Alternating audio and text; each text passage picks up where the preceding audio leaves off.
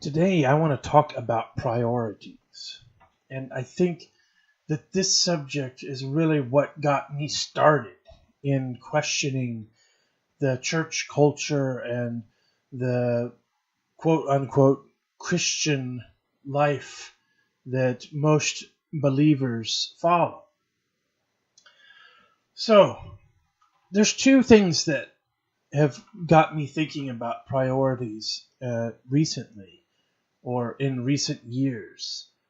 And the first one was the town where my wife and I used to live here in the Philippines. This town did not have 24-hour running water.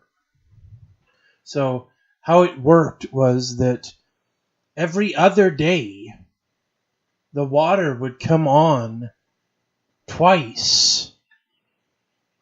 Once in the early morning, like 4 a.m.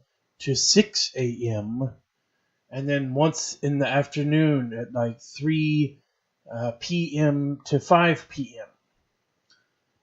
every other day. So that means you have to go a day without any water, which means the day where there is water, you have to store it.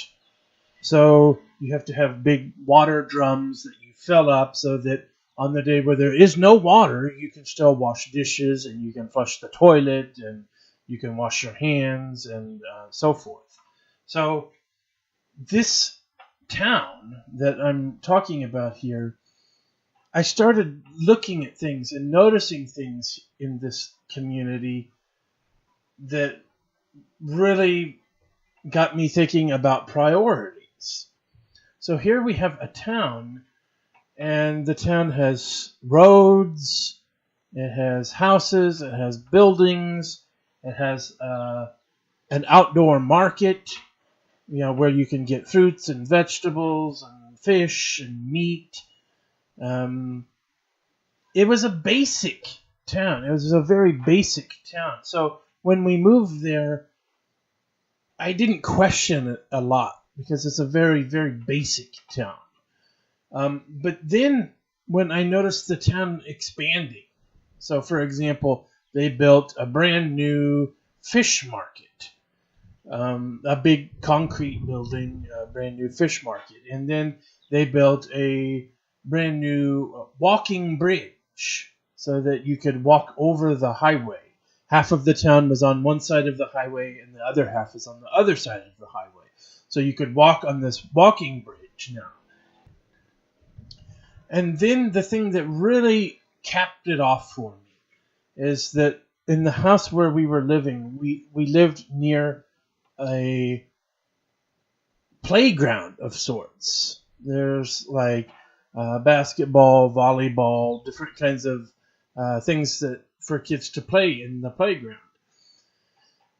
And when the city started building this massively huge covered basketball court, I really gave up on that community, on that town. Because when you think about it, water is the most important thing to a living being. In this case, to people. It's the most important thing. So before you make roads, before you make houses, before you make buildings, and before you start companies, before you do any of that, you need water. So obviously this community had its priorities totally backwards because they had no water, but then they had the community. But then that being said, then they started expanding the community. They started adding new things. They started spending all this money on a fish market and on a walking bridge and on a basketball court that's covered. Come on.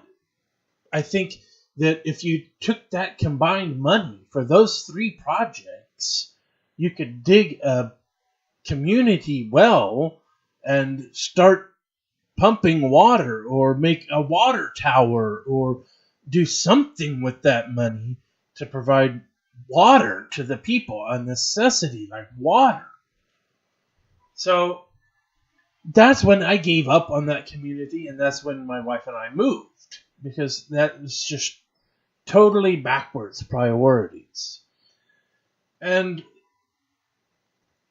this thought of priorities kept coming up in my mind about the church culture, because I think it's similar. I think it's a similar issue in the church culture. For example, my wife and I were recently watching the television series, the old classic television series of Little House on the Prairie.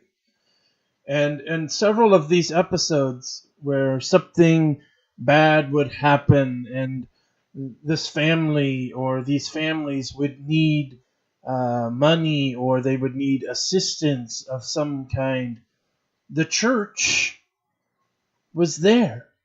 The church was giving them what they needed. And my wife made a comment and during one of these episodes, and she said, "Wow, what an amazing church." And I replied, I responded to her, and I said, that's what church is for. That's what it's supposed to be for. We don't give tithes and offerings to pay for rent for a building. We don't pay tithes and offerings to pay for maintenance on a building. We don't pay tithes and offerings to buy a building. We don't pay tithes and offerings to pay for an electricity bill. We don't pay tithes and offerings to pay a salary or salaries. We pay tithes and offerings so that the group of believers are able to take care of each other, to help each other, to lift each other up. That's the reason for it.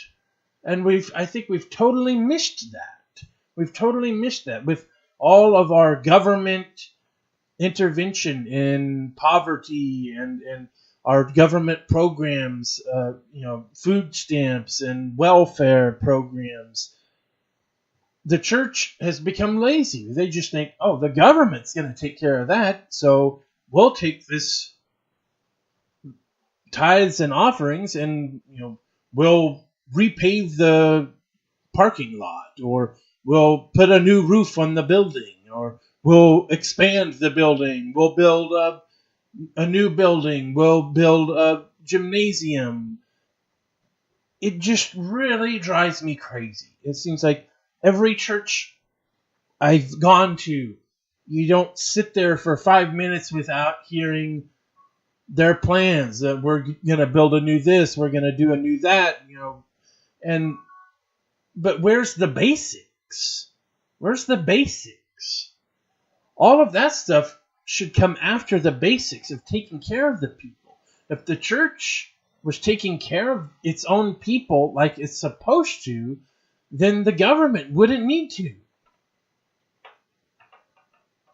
So that's one of my main points here is priorities.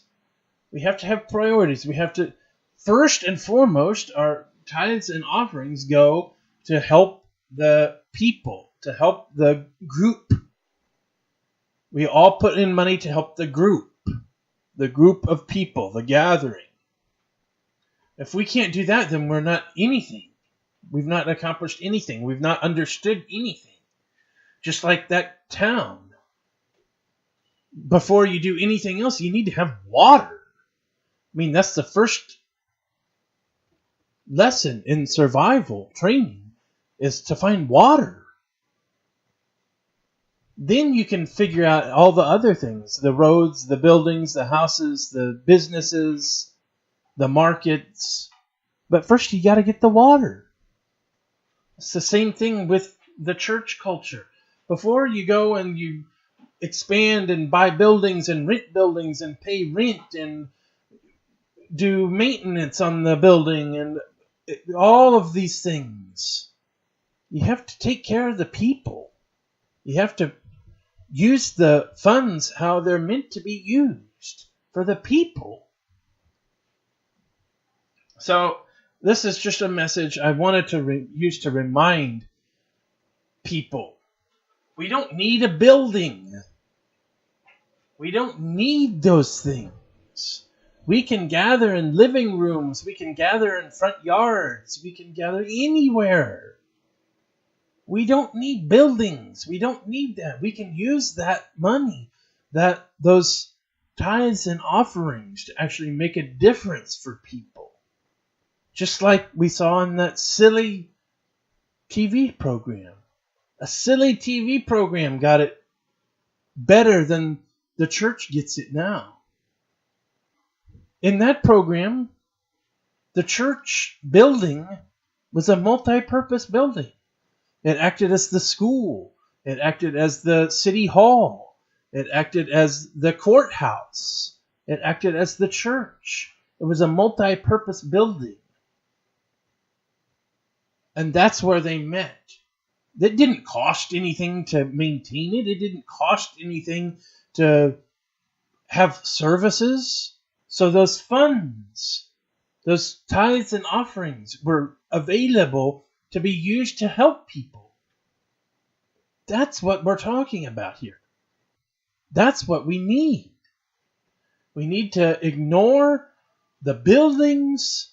We need to ignore the denominations. We need to ignore all of this garbage. And that's exactly what it is. It's garbage.